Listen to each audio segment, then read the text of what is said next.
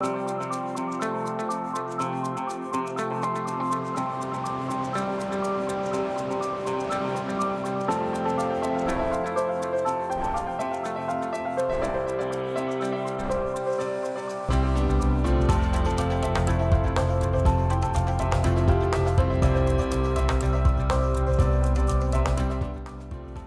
afternoon and thanks for joining us. I'm Judy Simpson. The first day of fall is next week, but there is still lots to do if you're a vegetable or flower gardener. So today we're going to see and discuss some issues related to your edible and ornamental plants.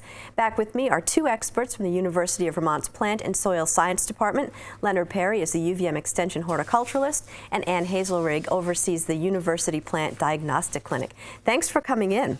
Now, Leonard, you brought in a house plant, and you have a few points that you want to make about plants. Right, Judy. Yeah, a lot of people put house plants out for the summer, get a little fresh air and light. Now's the time to bring them in, especially those tropical ones. They don't really like to go much below 50 degrees at night, so those you want to get in first. Ones like I brought today will take a little bit cooler, but you definitely don't want them to freeze. Now this one is a succulent. Succulents are really popular now. This is kind of a newer one called the Rose. I think it's just beautiful, and so succulents are great for indoors because they're pretty foolproof. You just don't want to overwater, and they like a lot of light, and they're pretty pest-free, and also so succulents are good. They like the dryness of the indoors. And then here is a lavender I brought, and it's actually a topiary lavender.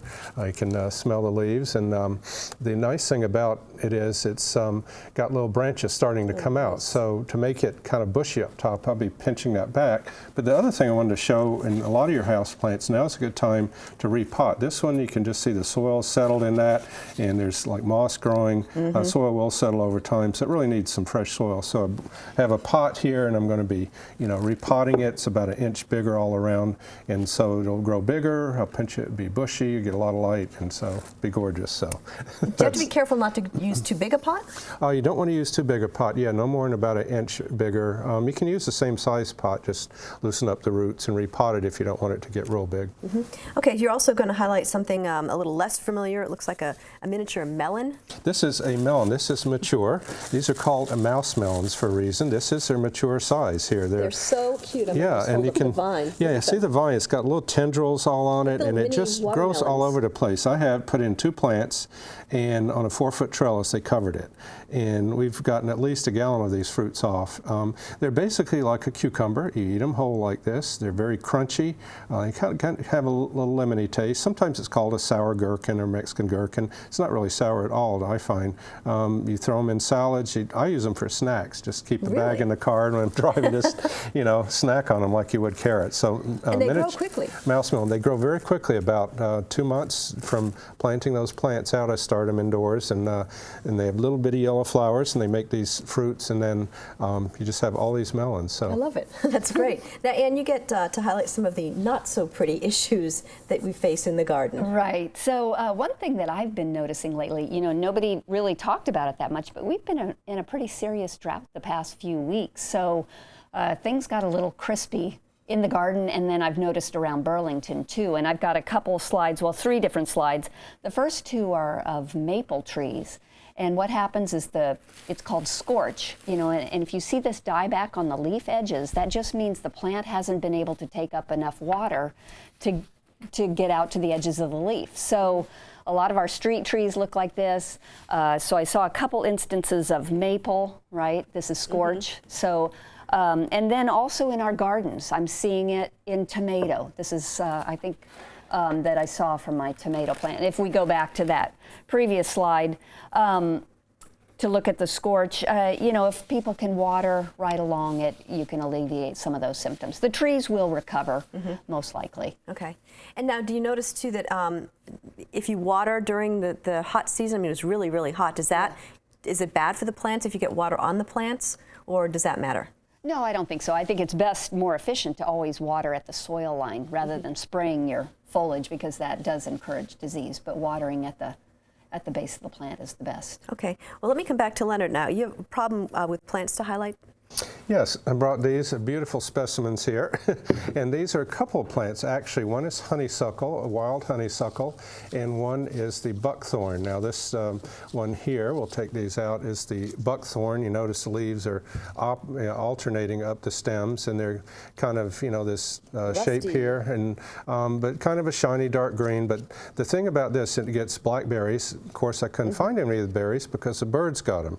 And then they sit, like in some of my dense lilacs or roses, the berries drop, and there you have these come up, and they will eventually kill out. And they will kill out, and the problem with invasive plants, they'll kill out the native vegetation too. They just really take over. So I've got whole patches of this and of the honeysuckle. This is another bad one. This usually has red berries in mid to late summer. Again, I couldn't find any with the berries. The birds have gotten them all.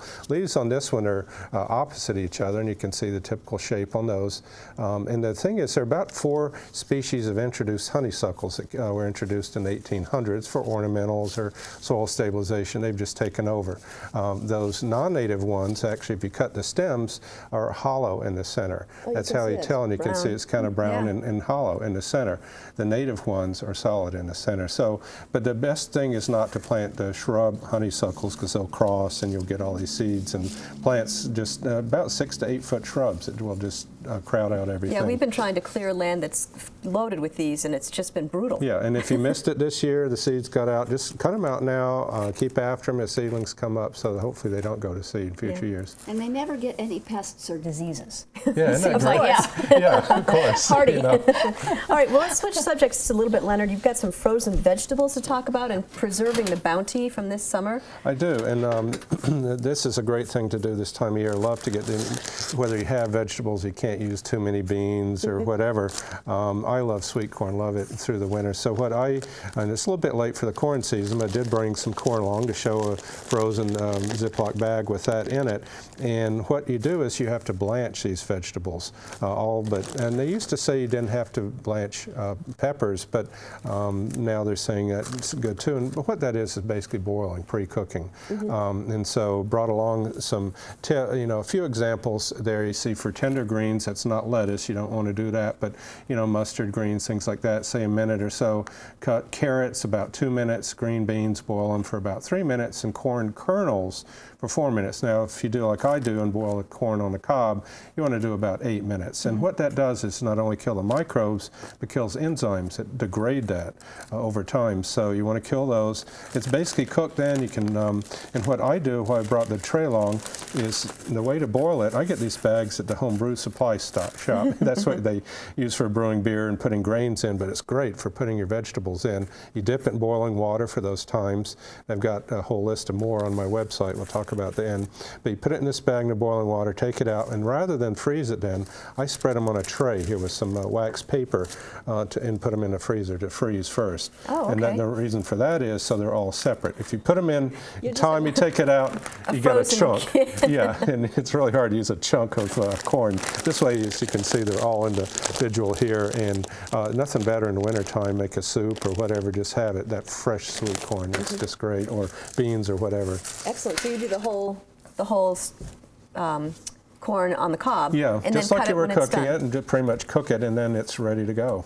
Okay. Well, so Ann, you have a few more problem-related photos to share with us? Yeah, another thing that I'm seeing on maple trees right now is a common pest called maple trumpet skeletonizer. And That's quite the name. that's a peach. I need to go back a couple slides, but go back one slide and we'll see it. But it's a pest that feeds on, that's it. Maple leaves, feeds on the underside, skeletonizes the leaf. Then it starts protecting itself with its own silk and frass, which is our feces. Okay. And then that closes up causes the leaf to just sort of fold up on itself. And this is, and while it's doing that, it produces this trumpet or horn of feces that it hides within and protects itself. And then basically the insect drops to the ground and finishes its life cycle. But it looks kind of bad right now. Yeah. And you open it up, you see that trumpet, but it really won't hurt the plant. It's happening so late in the season that, if you wanted to do something, you could rake those leaves up and destroy them. But it's just, a lot of the maples are in infested with those right now. So it's kind of interesting looking. That is not, is this like a seasonal or cyclical kind of thing? Yeah, we see it every year to some extent, late summer, early fall. Early fall. And so you also have some other photos you want to share with us? Yeah, this other disease is on peach. It's called peach leaf curl, and it causes this distortion of peach leaves and sort of a puckering and thickening of the leaves, and then that bright pinkish purplish coloration. And once you see it, it's too late to do anything about it. This is a disease that you have to protect the tree when it's dormant back in the spring or late winter. But it's a fungus disease. It can cause defoliation. But again, some years if we have really wet springs like we did this year, you'll see a lot of it. If it's dry, you won't see any of it. And when you say you have to take care of it early in the season, do you spray for that? Yeah, you can spray a fungicide when the tree is dormant. Just one fungicide application. That'll do it, okay. Yeah. Okay, what else have you got for us? Well, another thing related to some of this bad, hot, sunny weather we've had is in pepper, and it's called sun scald. And what happens is we get a bright, sunny weather. We don't have as much foliage protecting the pepper, so up on that upper shoulder it gets sort of sunburn. And then the tissue collapses, and then other things can move in. And it's perfectly fine to cut that away and eat it. You know, if you're a commercial grower, you know, customers don't like that. But for a home garden, yeah. So you see a lot of peppers like that right now. So cut it away or, you know, get rid of it if it's too far gone. Is that something that you have to watch out for with this weather? I mean, we had a lot of rain early in the season in June, and then lots of heat, and it was hot and dry. Right. And the heat, I think, really affected the plants. Yeah, it burns the fruit, and if you don't have a good canopy, some cultivars don't have as good a canopy as other ones, so some cultivars are more susceptible to that sunburn. Can you cover the crops? Well, no, because they need that sun, but yeah. It's just one of the things you have to deal with. Yeah, exactly. Yeah. Okay. What else have you got? Well, another pest that I'm seeing a lot in my garden right now, it's sort of the end of the onion season. We're harvesting onions. Garlic was earlier, but this onion leek moth, it's been a real problem. It's a new invasive pest. It's kind of started out around Lake Champlain, and it's moving north and south and west. But it's a little worm that feeds on the inside of the onion leaves and causes those little transparent windows, and it really can tear up the foliage just like this. So my point is, if people are seeing that in their garden, there's the little worm that feeds inside. He's protected within that leaf. If they have this when they're harvesting their onions, clean up all that. That's the worm once it's pupated. It has that netted appearance to the pupae. But they just want to get rid of that tissue. Don't leave it in the garden. Clean it up, because you know we want to limit that next year. And if they have had that problem this year, one thing they can try is rotating their onion growing areas, also using floating row covers to protect, so that the moth can't Get to the plant. Right, can't lay the eggs. Okay. That's what I've done, and found that though you can't have any cracks, because that moth will find those, and it will get in between covers. And even this year, some we had drying, it found those and started getting into the bulbs themselves, kidding. Right. drying. So you have to even cover those. It'll find it. Wow. Yeah. And I know you have another slide you want to show us? Oh, well, one last slide, and it was just sort of, it's a tomato leaf with these tomato leaf spot diseases, and it's just sort of a reminder, you know, we all have this on our tomato plants right now. You know, it's started low, worked up high, and it's just a reminder that when you're done with your garden in this fall, there are a lot of foliar diseases on there. Make sure you clean up the garden, because you don't want that stuff to overwinter where you're going to plant next year. So clean up the garden. Get rid of all that diseased tissue, and you'll be starting out better So next it's not year. a good idea to compost that. Well, if you have a compost that can really, you know, churn up things, it heats up to 160 degrees, then it's probably fine. But if you've got a compost pile like me, which is just a big brush pile, no, you shouldn't. Okay. Yeah. Clean it up. Yeah. All right. So now, Leonard, you mentioned that your website has more information, including topics like blanching and invasive plants. How can folks access that Okay, information? that's perrysperennials.info. Here and you can basically go to that, and I've got a lot on there. Look under the articles. That's where a lot of the information is, such as we were talking the blanching. There's an article on that, and a lot more details. And there's just other things we have on there, research updates and new plants and so forth. So just a lot of good A lot things. of good tips, and also too, Anne, for gardeners or Right, homeowners have pests and questions. diseases, go to the Master Gardener website or that toll-free number, and they can get help, pretty immediately on some of these pest issue questions. And so the number one thing now is to clean up your gardens. Yeah. And then take care of your houseplants. Yeah, Yeah. and also I think, as the things have been dry, and especially the evergreens, the rhododendrons and such that have the leaves that stay on through the winter, they really need a lot of water this month. So if you don't get at least an inch of rain a week, get out and water those plants so they'll go into the winter well hydrated, because they're not going to get any more water once the ground freezes. So, and in September, the experts say is a really important time for those plants. Excellent, good tips. Thanks so much for being with us today. That's our program. I'm Judy Simpson. I'll see you again next time on Across the Fence.